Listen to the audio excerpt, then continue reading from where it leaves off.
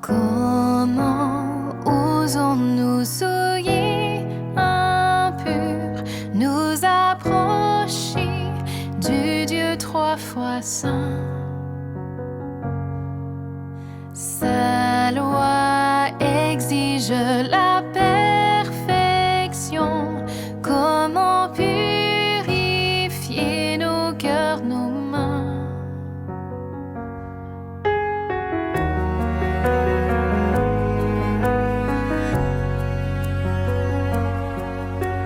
Comment pouvons-nous, peuple infidèle, vivre avec Dieu en intimité?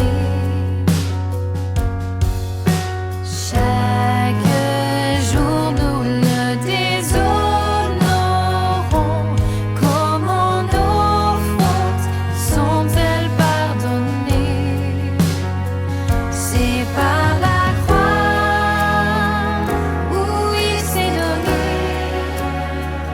et par son sang qui lave nos péchés, par sa justice comptée pour nous. En Jésus nous tenons debout.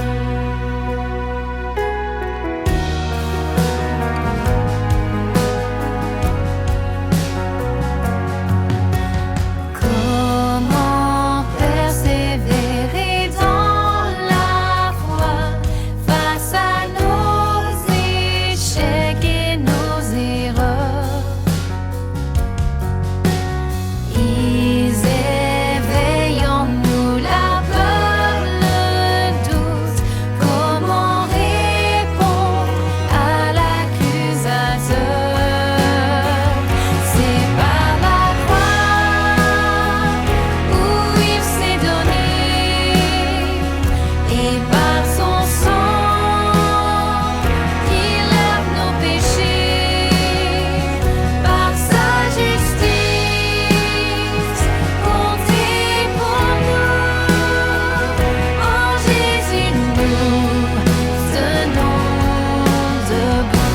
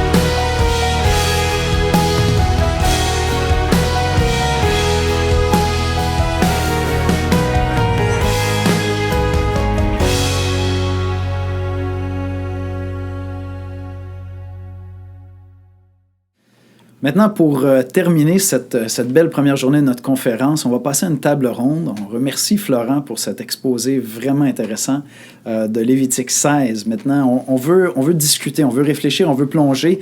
Et donc, on passe à une première table ronde qui, celle-là, est véritablement théologique. On vous le dit, il y en a qui seront plus pratiques, d'autres qui seront plus théologiques. Celle-là est définitivement plus théologique. C'est notre ami Guillaume Bourrin qui va animer cette table ronde sur la substitution pénale et son actualité. Est-ce qu'on a besoin de cette doctrine encore aujourd'hui pour apprécier vraiment le message de Dieu?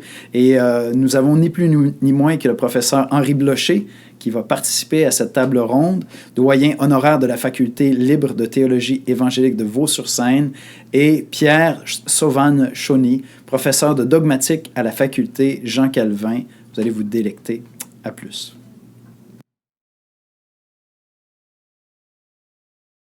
Bonjour et bienvenue pour cette table ronde exceptionnelle de notre conférence Christ mort pour nous, une conférence qui porte sur le thème de la substitution pénale, une doctrine importante et centrale qui a particulièrement marqué l'histoire de la Réforme. C'est un privilège pour moi aujourd'hui d'animer cette table ronde avec deux éminents théologiens français qui se sont joints à moi pour cette conférence, pour cette table ronde, dans une discussion qui porte sur l'actualité de la doctrine de la substitution pénale. Le titre de cette rencontre, c'est « La substitution pénale, une doctrine très actuelle ».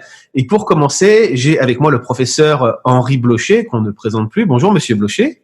Bonjour.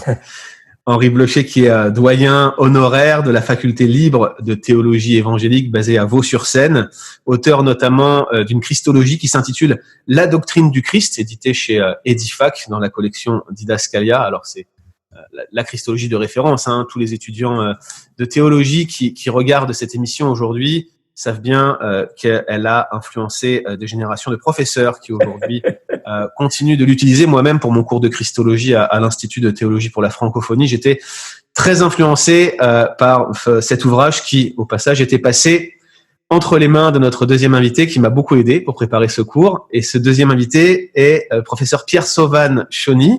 Bonjour. Bonjour.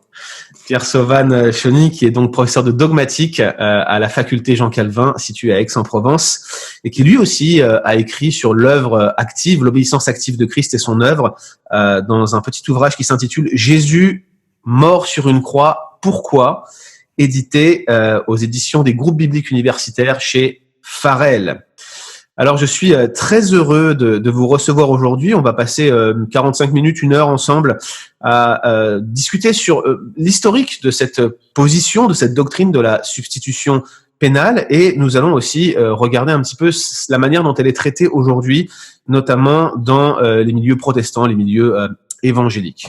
Alors, la première question peut-être pour Henri Blocher. On distingue souvent la théorie de la satisfaction, qui est associée au théologien médiéval, Anselme de Cantorbéry, de la doctrine de la substitution pénale. Cette distinction est-elle fondée, professeur Blocher?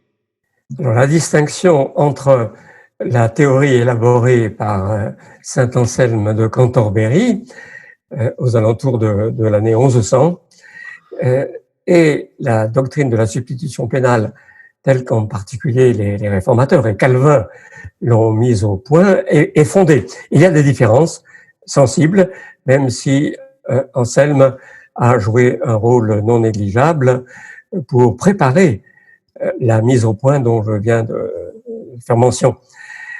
Mais je n'utiliserai pas les deux termes de satisfaction et de substitution pénale pour les distinguer, dans la mesure où la doctrine de la substitution pénale emploie la notion de satisfaction.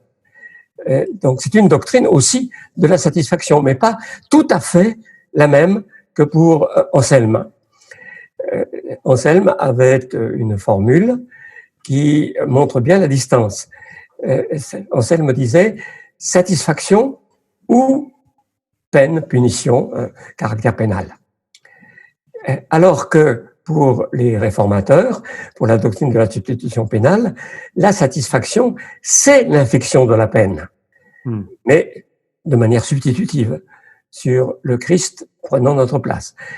Donc, il y a une différence, mais le mot de satisfaction lui-même est tout à fait à sa place aussi dans la doctrine que la tradition évangélique a mise tout à fait au centre. À mon avis, il y a au moins un terme de l'Ancien Testament qui pourrait se traduire par le mot de satisfaction ou le verbe satisfaire. C'est le terme hébraïque ratsa qui est employé en rapport avec le sacrifice, qui me semble exprimer la même idée. Donc, la notion de satisfaction, je la maintiens, même si je modifie au moins un peu ce que saint Anselme a proposé. Comment définir la doctrine de la substitution pénale de manière cohérente et en même temps succincte? Peut-être Pierre Sauvagne-Chauny pour répondre à cette question. Alors, l'expression substitution pénale désigne dans la théologie chrétienne l'idée que le Christ a supporté le poids de la colère de Dieu à l'encontre des pécheurs, dont il se fait le sauveur. Hein. Il y a substitution pénale lorsque quelqu'un se substitue légalement à un autre pour porter à sa place le châtiment mérité par ce dernier, alors qu'il n'a lui-même pas mérité de châtiment. Hein. C'est en tant qu'innocent qu'il peut se substituer à une personne coupable. Il s'agit d'une substitution parce qu'il prend sa place, il se substitue à eux, et cette substitution est pénale parce qu'il se substitue à eux pour subir une peine, un châtiment qui leur revenait à cause de leur péché. Merci beaucoup. Alors, cette doctrine que vous venez de définir admirablement a ses adversaires, bien évidemment, et je pense que de tout temps, elle a connu de l'opposition, mais on a le sentiment que ces dernières années, les voix se font davantage, elles sont davantage entendues, en tout cas dans certains milieux, dans certains cercles. On lui reproche notamment son caractère éminemment dogmatique, comme si on opposait un petit peu le caractère dogmatique de cette doctrine au fondement exégétique qu'on prétend lui attribuer. Alors la question, elle est un petit peu celle que l'on attend tous. Est-ce que la substitution pénale a des fondements exégétiques stables? Est-ce qu'elle est, entre guillemets, biblique? Peut-on affirmer que cette position est réellement fondée sur les Écritures, notamment vis-à-vis des théories alternatives qui lui sont régulièrement opposées? Professeur Blocher. Oui, alors j'ai essayé d'en faire la démonstration dans divers textes, j'en suis persuadé, et je crois que si on attache plus particulièrement à Jean Calvin la mise au point de cette doctrine, pour reprendre l'expression que j'ai employée il y a quelques instants, c'est parce que le dossier biblique a été traité par Calvin, qui était d'abord un prédicateur et un exégète, avant même d'être un dogmaticien, c'est-à-dire un théologien systématique, parce que Calvin a pourvu un dossier tout à fait remarquable et, à mon avis, qui résiste à toute critique jusqu'à ce jour. Alors, vous citiez la racine hébraïque ratsar il y a quelques instants. Est-ce que vous aviez en tête des textes particuliers qui démontrent ou qui fondent la position de la substitution pénale? Alors, le terme de ratsa est employé en rapport avec les sacrifices. Et il y a donc toute la doctrine des sacrifices, avec l'expiation qu'ils réussissent à procurer et le fondement ainsi du pardon qui est acquis. Mais le texte entre tous, qui permet de parler de substitution pénale pour le sauveur à venir, c'est le grand texte d'Ésaïe sur le serviteur du Seigneur, la fin du chapitre 52 et le chapitre 53 d'Ésaïe. C'est ce texte qui est cité très souvent dans le Nouveau Testament. Il a servi de grille de lecture à cet événement tellement énigmatique et choquant, le Messie, fidèle au Seigneur à tous égards, que Dieu laisse crucifier, un horrible supplice. Mais comment était-ce possible? Et les disciples, préparés par Jésus, qui avait déjà cité Ésaïe 53, les disciples ont compris, grâce à Ésaïe 53, que c'était le plan de Dieu, que c'était, selon les schémas d'Ésaïe 53, la manière dont la croix de Jésus pouvait sauver tous ceux qui croiraient en lui. Et la formule d'Ésaïe 53, c'est « il a porté nos péchés ». Elle veut dire, c'est une expression quasiment technique dans l'Ancien Testament, elle veut dire « il a subi la punition méritée par nos péchés ». Porter ses péchés, ça veut dire être puni pour ses péchés. C'est une formule qui revient souvent. Et il a porté nos péchés, lui qui n'avait commis aucune fraude, etc. Cela veut dire qu'à notre place, il a subi le châtiment de nos fautes. Alors c'est vrai qu'Ésaïe 53 est particulièrement fondateur et vous avez raison de rappeler les liens intertextuels qui sont très marqués dans le Nouveau Testament. On fait aussi souvent référence dans ce texte d'Ésaïe 53, on regarde les phraséologies et les différents termes employés, on se rend compte qu'il y a un grand nombre d'allusions au grand jour des expiations, le Yom Kipporim de Lévitique 16. Est-ce que, Pierre Sauvan-Chauny, vous utiliseriez ce texte, vous aussi, pour défendre la substitution pénale d'un point de vue exégétique ? Alors, c'est un des textes parmi de nombreux autres. Et effectivement, ça implique de prendre l'ensemble du cycle du thème du sacrifice. Et le sacrifice du grand jour de l'expiation, c'est un sacrifice qui est particulièrement qui est particulièrement spectaculaire, même si le thème n'est pas tant mobilisé que ça dans le Nouveau Testament. Il est surtout mobilisé par l'Épître aux Hébreux. Et effectivement, là, la typologie, la relation entre l'institution du grand jour de l'expiation et ce que Jésus a accompli, ce grand jour de l'expiation qui devait se répéter année après année malgré tout, alors que là ça va être accompli une fois pour tous. Et là on se rend compte que la manière dont l'Épître aux Hébreux reprend le thème, c'est effectivement en disant en fait il y avait déjà un jour de l'expiation. Et donc, ça va servir de modèle, mais c'était un jour de l'expiation qui était qu'une ombre du véritable grand jour de l'expiation qui devait venir. Et on se rend compte que c'est ce que Jésus a accompli à la croix dans la perspective de l'Épître aux Hébreux, qui sert de correspondance à cela. Et effectivement, dans tout ce rite, avec un rituel d'imposition des mains où des péchés sont clairement de manière symbolique transférés de l'homme, des hommes du peuple aux bêtes, eh bien, cette idée de transfert des péchés qui est aujourd'hui en situation de modernité en tout cas est attaquée comme impossible et immoral. En tout cas, c'est quelque chose qui apparaît comme quelque chose de normal, ou en tout cas de reçu comme révélé par Dieu pour le peuple de Dieu et pour les auteurs du Nouveau Testament, et en l'occurrence pour cet auteur-là qui est l'auteur de l'Épître aux Hébreux. Alors ça, c'est très intéressant, professeur Chauny, de souligner cette perception d'une grande immoralité de cette notion de transfert des péchés. Qu'est-ce qui appuie le raisonnement des personnes qui critiquent la substitution pénale sur ce fondement ? Pourquoi est-ce qu'on parle d'immoralité dans la notion de transfert du péché ? Alors, c'est pas quelque chose de très nouveau. Fondamentalement, j'ai relu tout à l'heure Turretin qui prend à partie les Sociniens et qui récapitule leurs objections et qui répond. Donc, Socinius, c'est déjà au XVIe siècle. On est à la fin de la période de la Réformation et on a déjà des protestants. Alors, des protestants qui vont être en marge.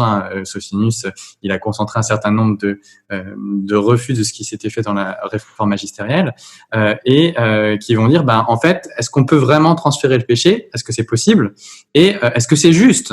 Avec cette idée, si c'est mon péché, eh bien personne ne peut s'en occuper et donc ce serait immoral. Et l'idée, c'est souvent on va utiliser des analogies et on va dire si moi je fais une faute et que c'est quelqu'un d'autre dans la ville qui est punie à ma place, c'est pas juste. Donc c'est un déni de justice et donc l'idée de substitution pénale est attaquée sur ce fondement-là. C'est une belle analyse et ça m'amène à une question un petit peu qui découle de toute cette discussion qu'on a jusqu'ici.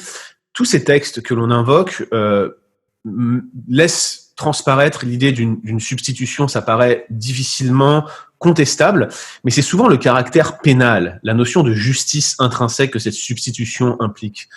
C'est souvent cela qui est contesté, c'est l'idée que la justice de Dieu puisse s'abattre sur un innocent, l'idée que Dieu n'a pas besoin de faire justice pour pardonner. Les textes que nous avons cités, Ésaïe 53, Lévitique 16, les réutilisations dans l'Épître aux Hébreux, dans peut-être la première épître de Pierre également. Professeur Blocher, est-ce que cette notion de justice pénale qui est associée à cette théologie de la substitution pénale, est-ce qu'elle transparaît dans ces textes? Est-ce qu'on peut dire réellement que ces textes sont associés à cette logique pénale? Alors, il y a, disons, plusieurs questions qu'enveloppe ce que vous venez de résumer. Il y a le principe même de la justice qui inflige des peines, qu'on peut appeler justice rétributive, et il y a la question de son application à la mort de Jésus, crucifié en Golgotha. C'est les deux principales questions, en tout cas, que je vois associées dans ce que vous venez de soulever. Alors, en ce qui concerne le caractère rétributif de la justice, j'ai d'ailleurs écrit un article assez récemment qui a été publié par la revue Rockma sur cette notion de justice rétributive. Elle est affirmée massivement dans l'Écriture. C'est la formule rendre à chacun selon ses œuvres. Le mot de rétribution traduit deux ou trois termes clés de l'Ancien Testament. Et Dieu est appelé même dans la fin du livre de Jérémie un Dieu de rétribution. C'est un principe qui a très mauvaise presse aujourd'hui, qui heurte beaucoup de nos contemporains pour diverses raisons. Je viendrai à l'une de ces raisons dans un instant, mais je pense que la raison quand même la plus profonde en ce qui les concerne, c'est le refus de toute idée d'un juge au-dessus d'eux, en mesure de déterminer s'ils ont bien ou mal agi, d'exercer l'autorité sur eux. C'est la prétention d'être son propre maître, ni Dieu ni maître. C'est, je pense, cela qui fait que l'idée d'une justice rétributive est rejetée, et non pas seulement en théologie, mais il y a une crise du droit pénal. Lorsque on inflige des peines, comme le fait encore notre système judiciaire, mais sans avoir vraiment la conviction que la justice rétributive est un principe valable, alors on essaye d'imaginer que ces peines sont médicinales, qu'elles vont permettre la réadaptation, la réinsertion, et que c'est ça qui les justifie, ou l'effet de dissuasion par rapport. Mais s'il n'y a pas un droit d'infliger la peine qui subsiste par lui-même, de quel droit alors infliger une peine à quelqu'un pour son bien? C'est un arbitraire extrêmement grave. Donc il y a une crise de la théorie de la justice pénale qui est assez évidente aujourd'hui alentour. Donc le principe de la justice rétributive est contesté très largement aujourd'hui, et il est pourtant affirmé massivement dans l'Écriture sainte. Alors s'applique-t-il à la croix de Jésus-Christ? Là, de nouveau, il faut distinguer diverses sortes d'arguments. Il y a des gens qui disent Dieu n'exerce plus la justice rétributive dans sa grâce. La grâce s'oppose à la justice rétributive. Il nous pardonne gratuitement, comme il nous enjoint de le faire. Donc, il serait indigne de Dieu d'exiger ce châtiment. Il est au-dessus de la justice rétributive, au moins en ce qui concerne la mission de Jésus-Christ et le salut qui est communiqué par Jésus-Christ. Il me semble qu'il y a une double réponse à cette manière de penser. La première, c'est que, d'après les textes de l'Écriture, si nous pardonnons sans que la justice rétributive ait à passer, en effet, nous pardonnons sans nous occuper de cette satisfaction pénale de la justice, c'est parce que Dieu s'en charge. La fin du chapitre 12 de l'Épître aux Romains est très claire à ce propos. Ne vous vengez pas vous-même, n'essayez pas d'obtenir justice par vos propres efforts, car Dieu dit « à moi, la vengeance et la rétribution ». Donc, c'est parce que Dieu veille sur l'accomplissement de toute la justice, en tant qu'il est le souverain, qu'il nous permet de nous pardonner les uns aux autres, sans nous préoccuper de cette satisfaction de la justice, de cette réparation des torts, etc., etc. Donc ça, c'est la première question, la première réponse. La deuxième, c'est que oui, il y aurait un problème de divergence entre grâce et principe de justice rétributive si Dieu exigeait le châtiment de quelqu'un d'autre que lui-même. Mais sa grâce est une grâce totale, parce qu'il paie lui-même l'amende, il supporte lui-même la peine en Jésus-Christ, son Fils. Et donc, il permet que la grâce soit sans discussion aucune. La justice est satisfaite, c'est une grâce pure pour nous, mais parce que Dieu en paie le prix. Merci beaucoup pour cette réponse éclairante. Ça nous montre aussi que le pardon ne peut pas être dissocié de l'idée de justice, et les textes des Écritures ne sont complètement cohérents quand ils expriment ces vérités ensemble. J'aimerais revenir. Si je peux rajouter quelque chose. Allez-y, professeur Chauny, allez-y. Oui. Un corollaire de tout ce que vient de dire Monsieur Blocher, c'est que avec ce refus de la justice rétributive, ou de manière parallèle, eh bien, il y a un affaiblissement total de la conception du péché. Et votre doctrine de la croix et votre compréhension de ce que Dieu a fait pour nous à la croix, elle est très largement dépendante de la compréhension que vous avez de la gravité du péché et des catégories dans lesquelles vous comprenez l'idée même de péché. Et effectivement, la substitution pénale, elle vient comme réponse au fait que le péché est compris comme une transgression de la loi de Dieu. Une transgression de la loi de Dieu qui implique que ce que Dieu a demandé de nous dans sa loi, eh bien, nous ne l'avons pas accompli, et les conséquences, c'est qu'il y a quelque chose à payer. Et donc, effectivement, si vous avez perdu ce sens du péché, et on vit largement dans une société qui a perdu ce sens du péché, eh bien, même en tant que chrétien, on va commencer à se laisser influencé par l'ambiance à ce sujet-là, et on deviendra on commencera à présenter la croix de manière un peu différente. Alors au départ, ce sera peut-être pour être plus attractif, et il n'y a pas forcément de mal à ça. Moi, j'explique dans mon cours que c'est vrai que la substitution pénale, elle peut être très mal comprise ou paraître complètement non pertinente à nos contemporains, et que par conséquent, on peut commencer par d'autres présentations de la croix qui, en fonction des personnes, sont plus pertinentes. On a beaucoup de personnes autour de nous qui recherchent une harmonie. Ils voient le manque d'harmonie dans le monde, avec la nature, dans la société et même avec eux-mêmes. On parle de développement de soi. On a besoin de retrouver des vies qui sont plus unifiées, ce genre de choses. Et en fait, on peut commencer par dire, bah oui, la Bible est d'accord sur ce diagnostic, qu'il y a des manques d'harmonie dans le monde.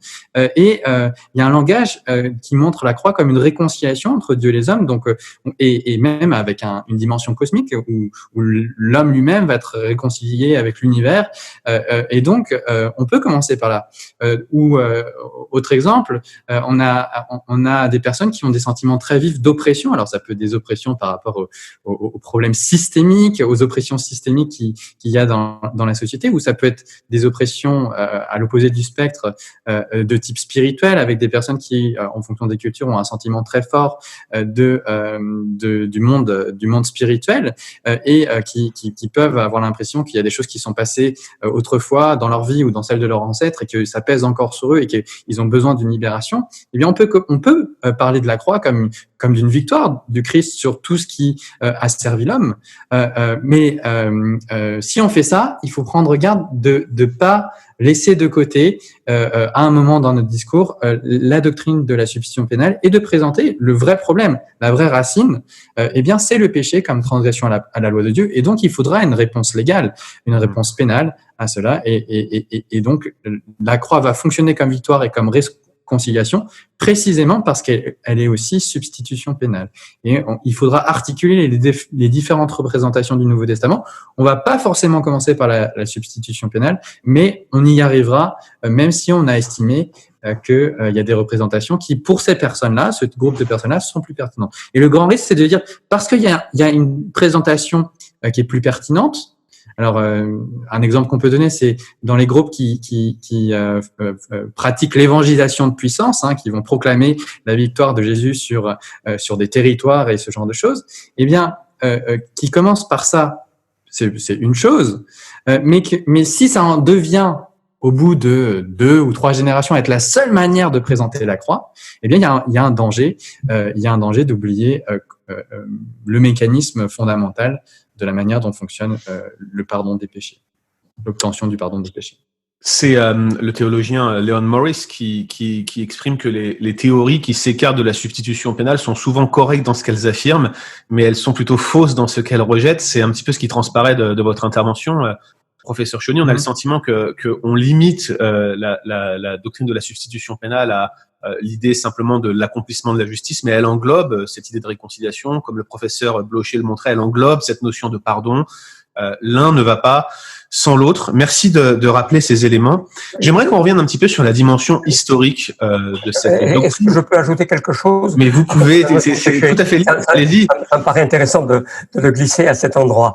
Je suis tout à fait d'accord, je souscris à ce que le professeur Chauny vient de dire. Je l'ai pratiqué aussi, cet ordre pédagogique, pas tout de suite, avec un auditoire qui n'est pas préparé, la substitution pénale. Mais sur le péché, je voudrais ajouter que ce qui est tout spécialement en cause, c'est le poids que laisse l'acte commis. Beaucoup de nos contemporains pensent au péché comme l'acte lui-même, mais le péché ou la faute, enfin, l'expression qu'ils vont employer, mais ils ne saisissent pas qu'il y a ensuite alors comme un retentissement, comme un poids, comme une réalité objective qui subsiste et dont la question doit être réglée. Et c'est tout spécialement l'image, car c'est une métaphore, je suis d'accord, l'image de la dette qui implique cela dans le langage biblique. On sait trop peu que littéralement la clause de l'oraison dominicale, la prière que le Seigneur Jésus a enseignée à ses disciples, se traduit littéralement « remets-nous nos dettes comme nous remettons à nos débiteurs ». Alors en araméen à l'époque, car c'était la langue la plus courante dans la vie quotidienne en Palestine au temps de Jésus-Christ, le mot dette avait pratiquement pris le sens de tort ou de culpabilité. Il était devenu très courant et on ne sentait plus même la métaphore comme nous la sentons encore. Et c'est pour cela que c'est une traduction juste que de dire oh, remets-nous nos offenses ou remets-nous. Mais littéralement, c'est la dette. Et l'image de la dette est quand même très très parlante. Elle correspond aussi à celle de la rançon dans la présentation de l'effet de la mort du Christ pour nous. C'est le paiement de la dette. Nous étions en prison pour dette très radicale. Et la mort de Jésus est la rançon qui nous libère. Parce que la dette à l'égard de la justice est réglée en faveur des siens. Voilà, excusez-moi donc. Mais ne vous excusez pas, c'est très, très pertinent. Peut-être demander au professeur Chauny s'il a quelque chose encore à ajouter. Ah oui, je vais rajouter quelque chose, même si ce que vient de dire Monsieur Blocher fait une transition assez évidente vers le thème de la patristique vers lequel vous voulez nous amener. J'essaie de vous amener depuis tout à l'heure. Oui. Puisque on vient de parler de la rançon, donc on risque de s'attarder un petit peu sur cette question-là dans quelques minutes.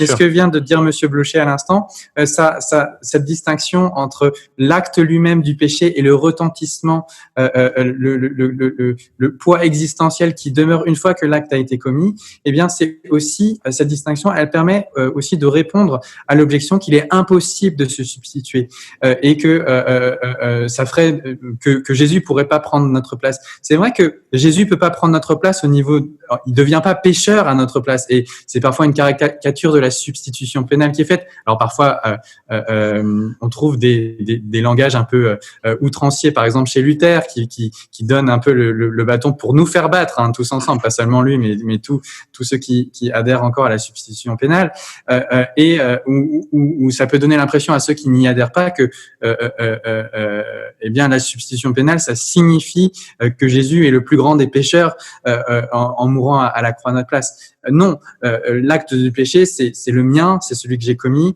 et pour toujours, je suis un pécheur, même si je serai un pécheur pardonné.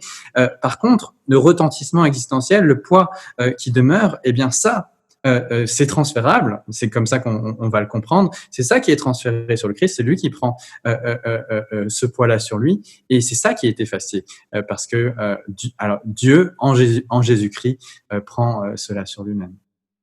Merci beaucoup. Donc, ce langage de substitution pénale n'exclut pas les autres langages de l'expiation, et effectivement, cela prépare la voie à ma question suivante qui revient un petit peu sur le développement historique autour de la doctrine de la substitution pénale. L'une des grandes charges à l'encontre de cette doctrine, c'est qu'elle n'aurait qu'une existence finalement très tardive, un embryon via Saint Anselme, dont nous avons parlé tout à l'heure, mais également une absence totale de cette doctrine durant la période patristique, ou des théories alternatives comme la théorie de la rançon que vous mentionniez tout à l'heure, ou le Christus Victor étaient bien plus populaires.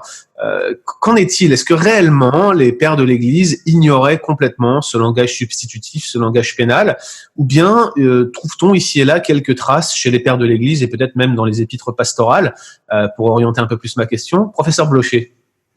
Oui, alors, cette question, je l'ai quand même pas mal étudiée, et je crois que je veux être tout à fait formel. Je suis obligé de corriger légèrement ce que j'ai autrefois publié. Le livre Alors nous avons ici un scoop. qu'a montré le professeur Chauny tout à l'heure, la doctrine du péché et de la rédemption. Sous l'influence des lectures que j'avais faites à l'époque de la rédaction, je présente l'âge des pères de l'Église comme un âge où, certes, cette doctrine de la substitution pénale est attestée ici et là, n'a pas été rejetée, jamais, par aucun des pères de l'Église représentant l'orthodoxie, mais a finalement été très, très marginale, très peu appuyée.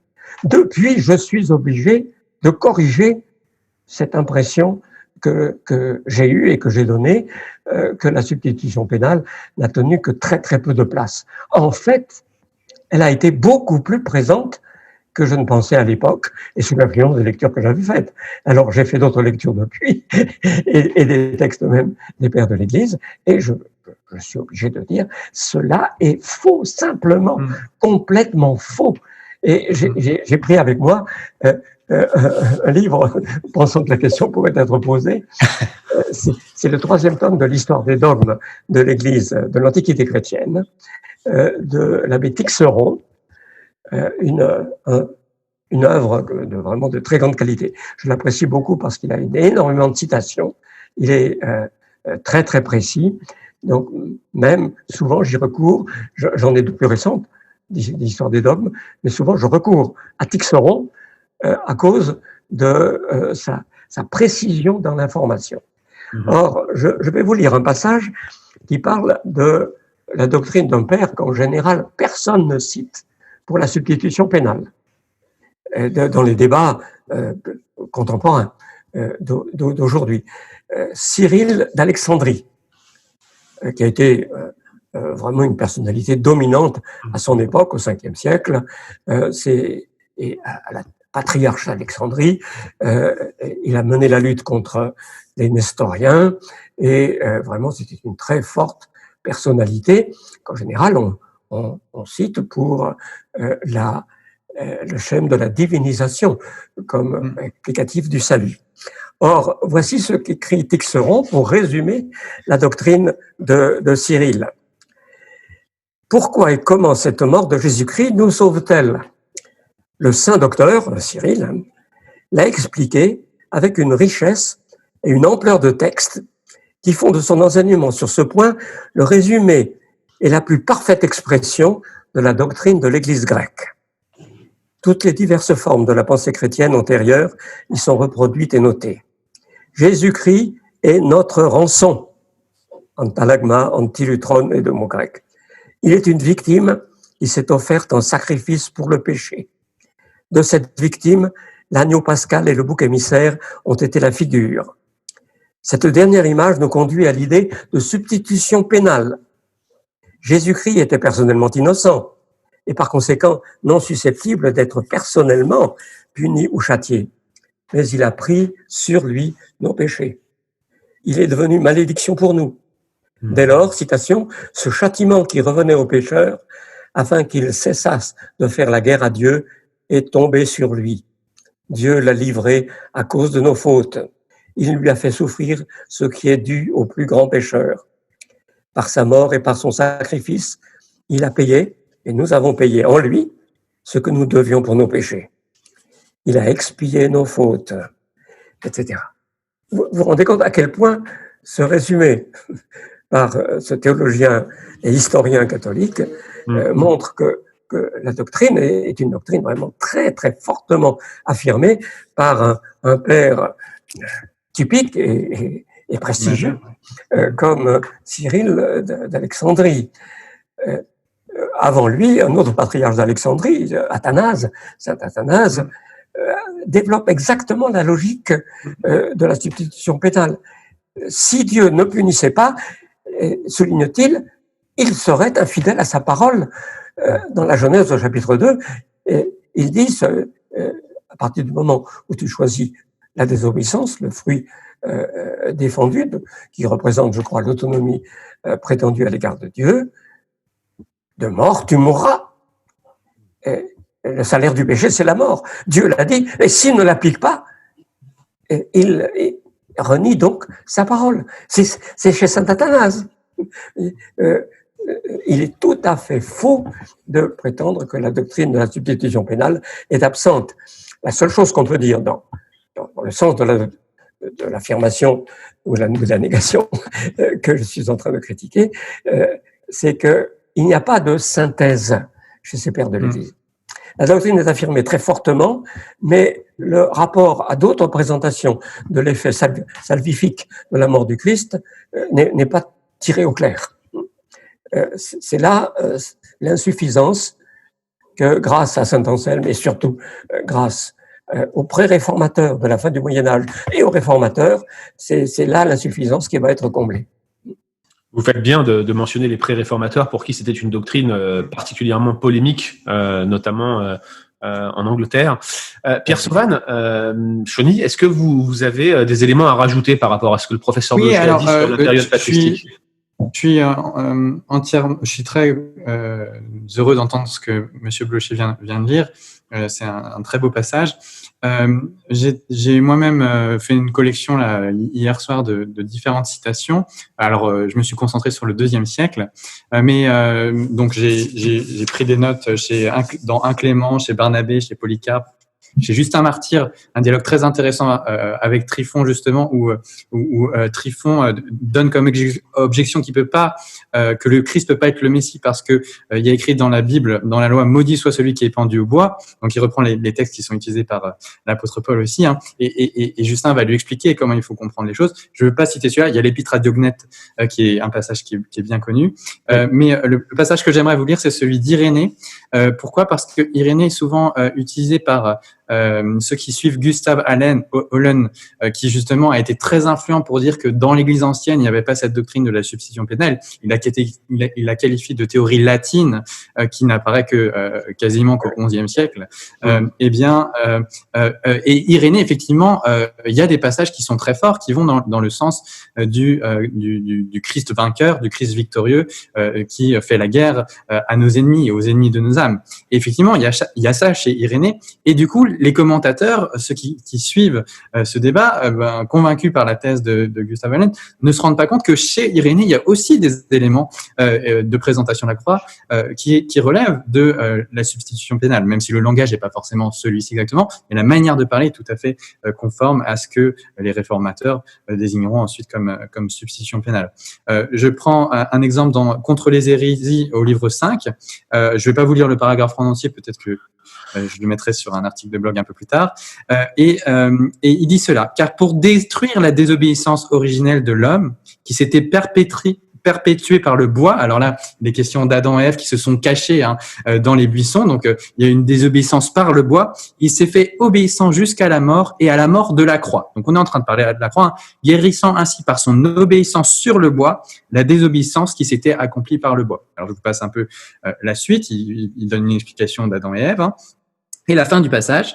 Et c'est pourquoi, dans les derniers temps, le Seigneur nous a rétablis dans l'amitié par le donc ça suggère donc nous étions devenus ennemis et c'est pourquoi dans les derniers temps le Seigneur nous a rétablis dans l'amitié par le moyen de son incarnation. Devenu médiateur de Dieu et des hommes, il a fléchi en notre faveur son Père contre qui nous avions péché et l'a consolé de notre désobéissance par son obéissance.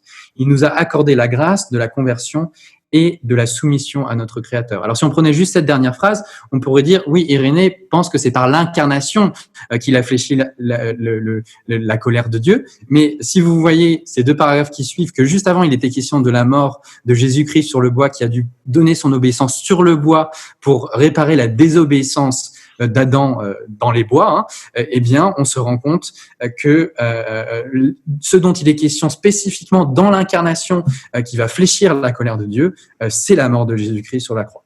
Il me semble qu'ici, chez un auteur qu'on présente comme un défenseur quasiment unilatéralement du Christus Victor et de la théorie physique aussi de l'incarnation, eh bien, en fait, en réalité, on a aussi des éléments assez probants, à mon avis, de substitution pénale.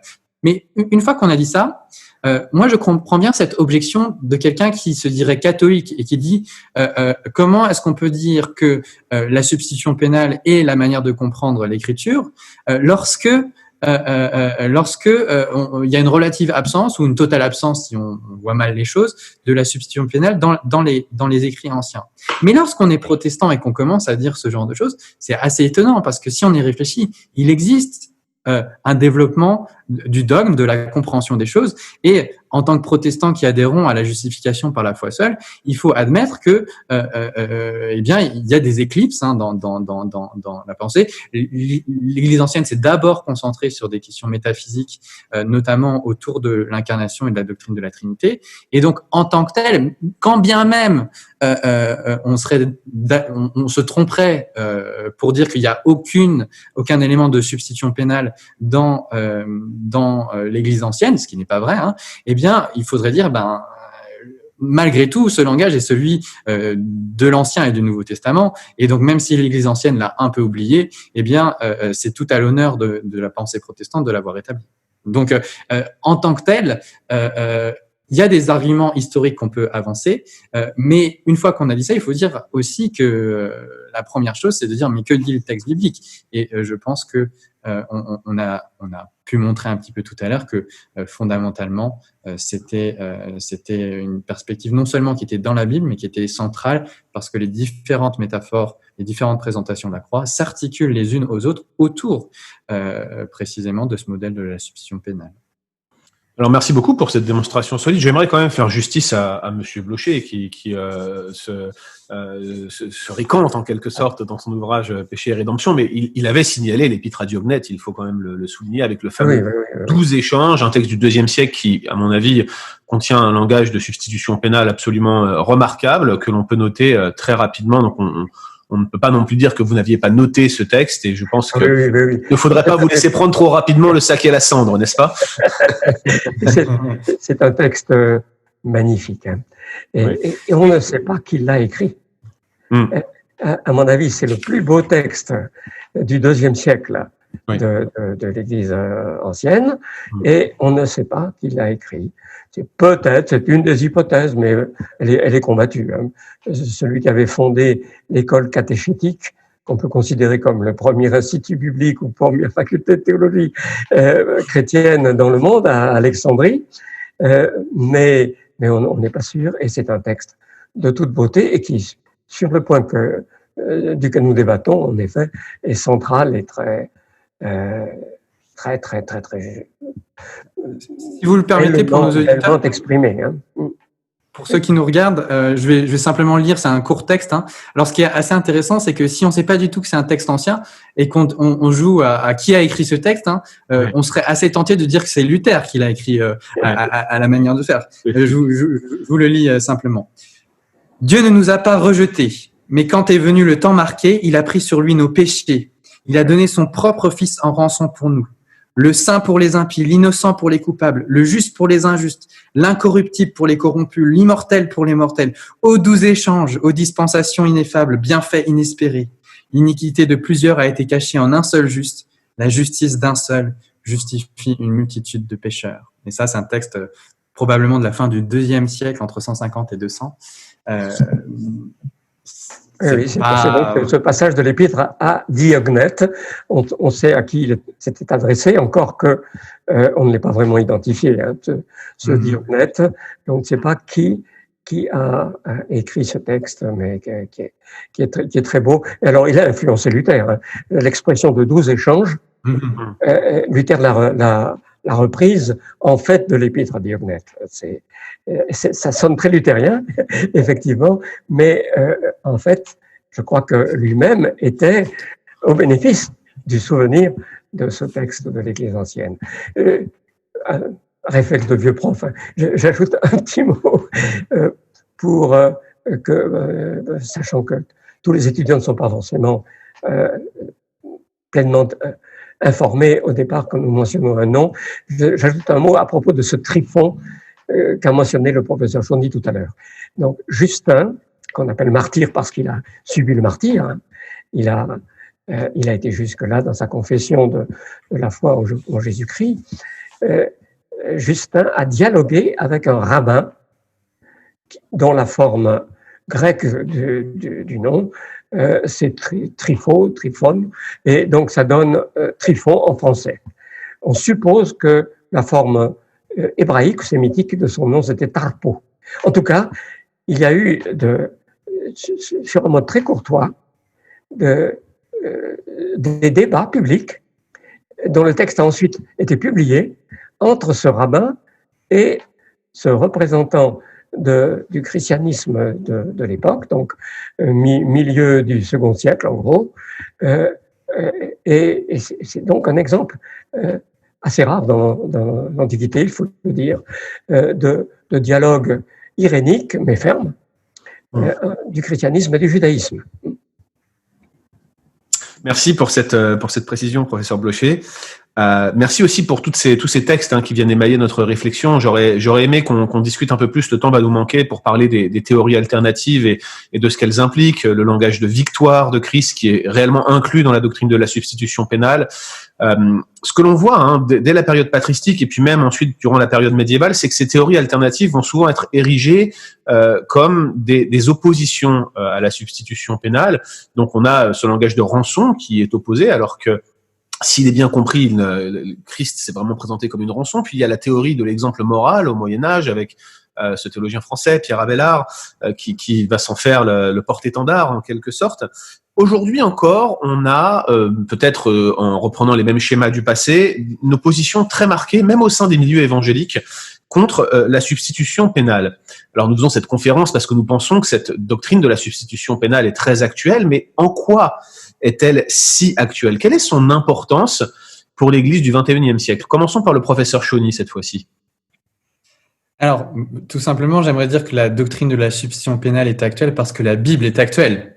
Et si un message est dans la Bible, et s'il est central dans l'articulation que la Bible, dans l'articulation du message biblique, eh bien, c'est que ça correspond à ce que Dieu veut révéler à l'humanité. Et quelle que soit la culture et quelles que soient les personnes qui reçoivent le message, il y a une actualité objective du message en question. Et puis la deuxième chose, c'est que le message de la substitution pénale est actuel parce que le problème du péché est actuel. Il n'est pas passé de mode. Alors, il est passé de mode dans les consciences, mais les hommes et les femmes ont toujours le même problème avec le péché et ils doivent le régler avant de mourir, de passer en jugement, parce que si le problème n'est pas réglé, eh bien ils devront payer eux-mêmes pour toutes leurs fautes. Donc, la question de la doctrine de la substitution pénale est actuelle parce qu'elle est objectivement actuelle. Il y a un problème à régler et c'est la mort de Jésus-Christ sur la croix à la place de ceux qui mettent leur confiance en lui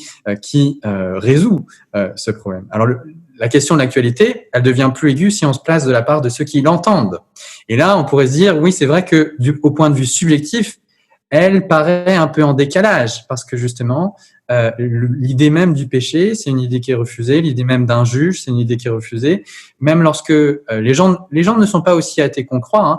Hein. Il y a beaucoup de gens qui croient à un au-delà. Il y a beaucoup de gens qui croient à une puissance divine, à un être suprême. Mais l'image qu'ils en ont, ça va être justement une image très éthérée et puis une idée d'un Dieu qui est bien au-dessus de tout ça, qui va pas nous traiter de manière mesquine et qui nous accueillera à bras ouverts. Et l'idée de Dieu comme juge, en tout cas dans la modernité occidentale, hein, les seuls, il me semble, parmi nos contemporains hors chrétiens, hein, confessants qui le diront, ce sera certains musulmans bien pratiquants, bien croyants, bien pratiquants. L'idée de Dieu comme juge, c'est quand même une idée qui est répugnante à nos contemporains. Du coup, eh bien, là, c'est là que le problème va être au plan apologétique. C'est comment dire que même si les choses qu'on a à annoncer n'ont pas bonne presse, même si l'idée de péché n'est pas immédiatement recevable, eh bien, il va falloir trouver les moyens, le chemin vers le cœur de nos contemporains pour pouvoir leur montrer que effectivement, il y a des choses qui vont pas dans ce monde, il y a des choses qui vont pas dans leur vie, et que même s'ils aimeraient penser que toutes ces choses qui vont pas, c'est des choses qui sont indépendantes d'eux-mêmes et que ça n'est pas lié à ce qu'ils sont, eh bien, il y a quelque chose qui traverse leur vie et qui est là et qui doit être réglé. Et c'est le problème du péché, et que même si c'est pas quelque chose qui est pour le coup en vogue et à la mode, eh bien, on doit traiter ce problème et on doit lui trouver une réponse. Et dans ce sens-là, la substitution pénale sera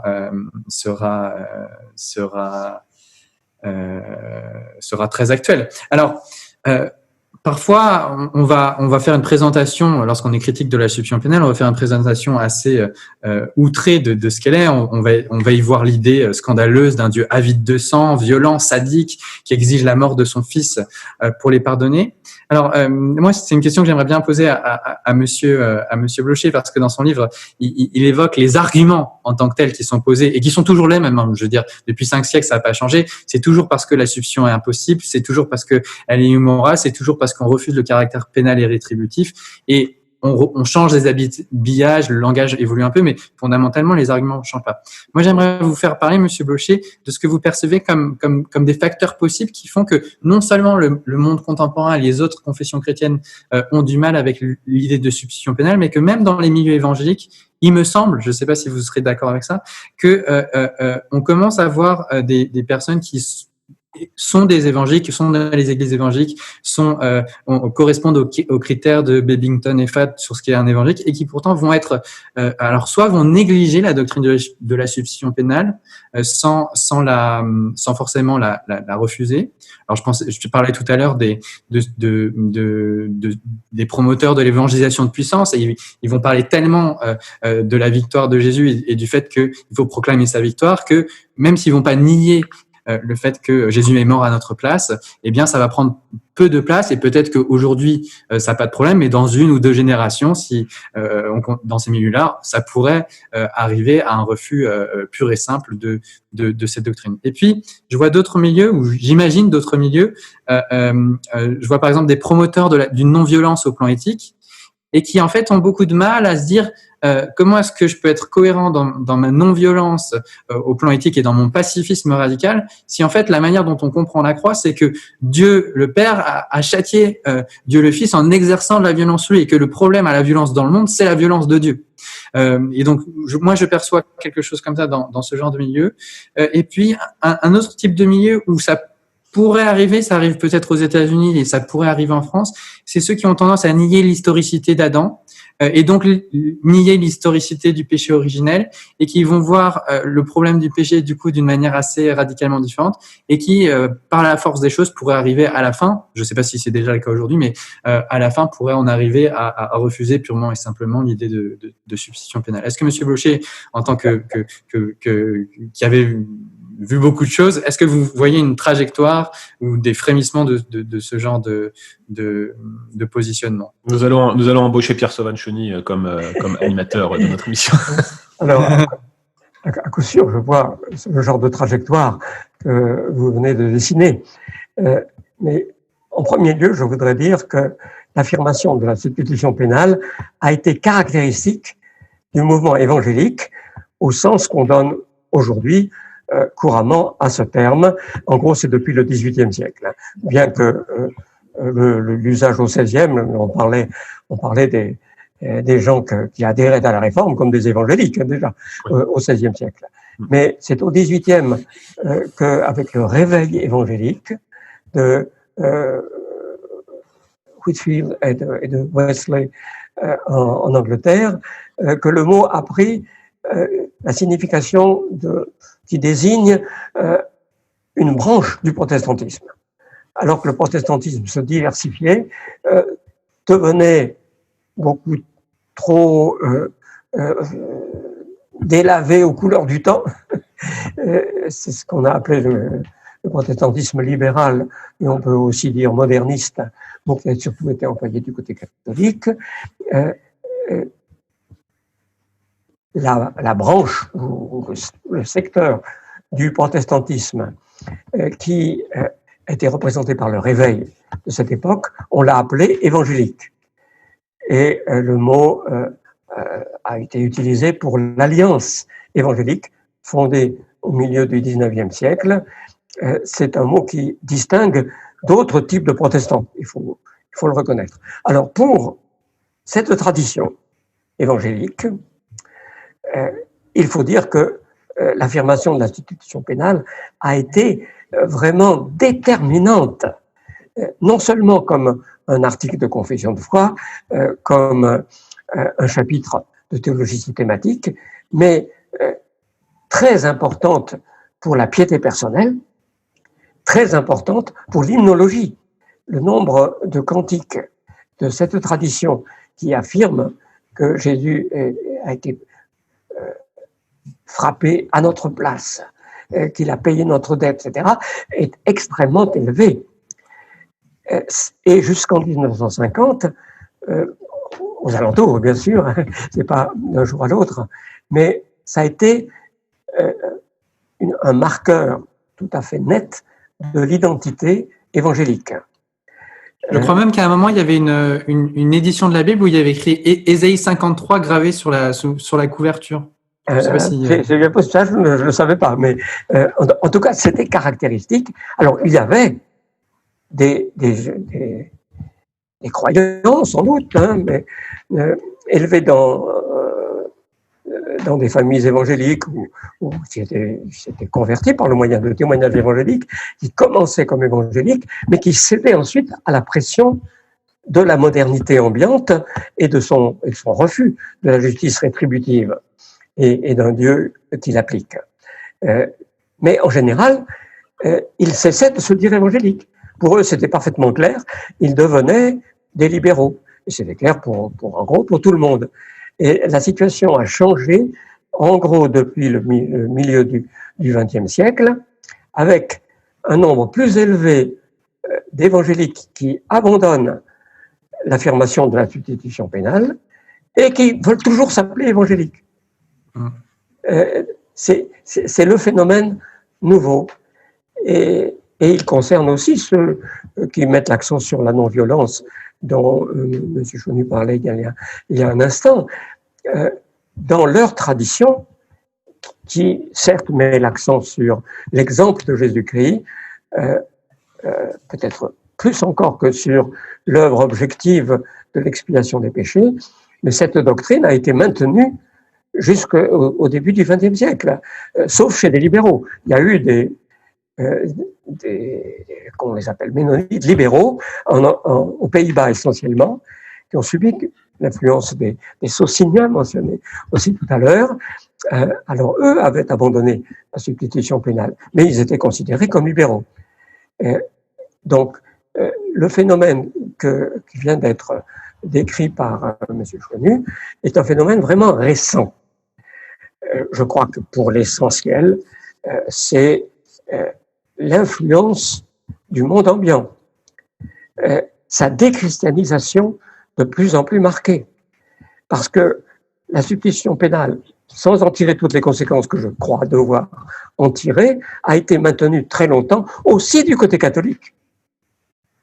Bossuet prêchait la substitution pénale avec beaucoup de force et d'éloquence. Et dans ce que j'ai écrit, je cite beaucoup un théologien catholique de la première partie du XXe siècle, Medebiel, le père Medebiel, qui me fournit des tas d'arguments et des citations, etc., en faveur de la substitution pénale. Donc, pendant longtemps, avec une société encore assez fortement christianisée et la substitution pénale encore affirmée par beaucoup de catholiques, la pression était beaucoup moindre qu'elle ne l'est devenue dans les dernières décennies. Et je crois que c'est le facteur qui explique cet affaiblissement d'une aile du mouvement évangélique contemporain. L'autre raison que je crois aussi efficace, c'est simplement la croissance en nombre du mouvement évangélique. Le mouvement évangélique est le seul qui ait gagné des membres alors que les autres branches de la chrétienté protestante, en tout cas, en perdaient de manière dramatique. Le mouvement évangélique est devenu, jusqu'à intéresser la grande presse par moment, un mouvement nombreux. Or, avec le nombre, il y a une démobilisation par rapport aux affirmations qui déplaisent alentour. Je comprends que lorsqu'on est un jeune croyant qui est en butte comme évangélique au mépris de tous ceux qui sont alentour, en tienne ferme. Bon, en un sens, moi qui suis vieux, ça a été un peu ma situation. Mais à partir du moment où le mouvement est un mouvement qui devient respectable, par la qualité aussi de ce qu'ont produit plusieurs de ces théologiens, ou dans le monde universitaire, par exemple, il est devenu le seul représentant du christianisme protestant. Il attire des gens qui ne se rendent pas compte qu'il faut être ferme. Ils ont l'impression que c'est un mouvement qui a du dynamisme, mais qu'on peut sans doute rendre encore plus dynamique et attirant alentour en concédant quelques éléments à la sensibilité contemporaine. Je crois que ce facteur a joué dans l'évolution qui a été évoquée. Professeur Chauny, est-ce que cette réponse du professeur Blocher vous amène un petit peu à ce que vous vouliez, la manière dont vous vouliez orienter le débat par votre question? Est-ce que vous avez des choses à rajouter?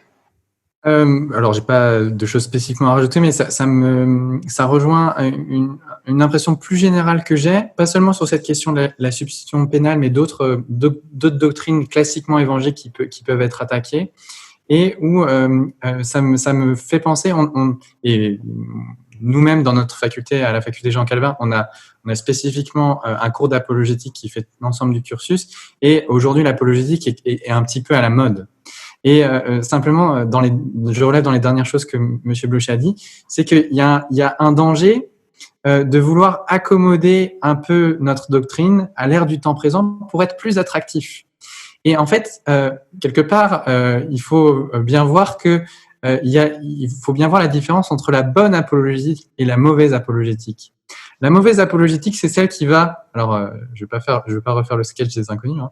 La mauvaise apologétique, c'est celle qui va prendre la doctrine chrétienne et qui va l'affadir pour la mettre au goût du jour présent, pour qu'elle soit plus acceptable, non pas parce qu'on a trouvé les moyens de rejoindre nos contemporains et de trouver les moyens de dire dans un langage qui peut vraiment comprendre les choses que la Bible a à dire, mais on va modifier la doctrine biblique pour qu'elle corresponde à la mode du temps présent. Ça, c'est la mauvaise apologétique. La bonne apologétique, c'est celle qui va justement tenir ferme dans la doctrine biblique et qui va reconnaître qu'il y a des difficultés de communication qui peuvent exister à cause des décalages culturels de la société qui a changé, et qui va se faire tout pour que ceux qui ne sont pas croyants ou ceux qui ne sont pas croyants comme nous puissent réellement comprendre ce que nous avons à leur dire. Et ensuite, eh bien, on n'a pas la maîtrise de ce qui se passe, mais il faut qu'ils aient bien compris qu'il n'y ait pas eu de problème de communication parce que on est resté dans notre patois de Canaan, parce qu'on continue à dire les choses de la même manière qu'il y a 150 ans. Il faut redire les mêmes choses qu'il y a 150 ans si elles sont vraies, justes et bibliques, mais on n'est pas obligé de dire exactement avec les mêmes formulations, parce que dire la même chose à 150 ans d'écart avec les mêmes formulations, ça peut donner, parce que le langage évolue, parce que le monde évolue, eh bien, ça peut faire que les gens ne comprennent pas ce qu'on est en train de dire. Donc, il faut s'assurer qu'ils comprennent ce qu'on dit. Il faut aussi donner des arguments qui vont avec pour dire que ce qu'on a à dire est plus crédible que ce que eux ont la sensation d'être vrai. Et de cette manière-là, eh bien, l'apologétique jouera son rôle véritable. Et donc, faut pas tomber dans le piège d'une apologétique qui brade le christianisme biblique. Merci beaucoup pour ce complément, professeur Chauny.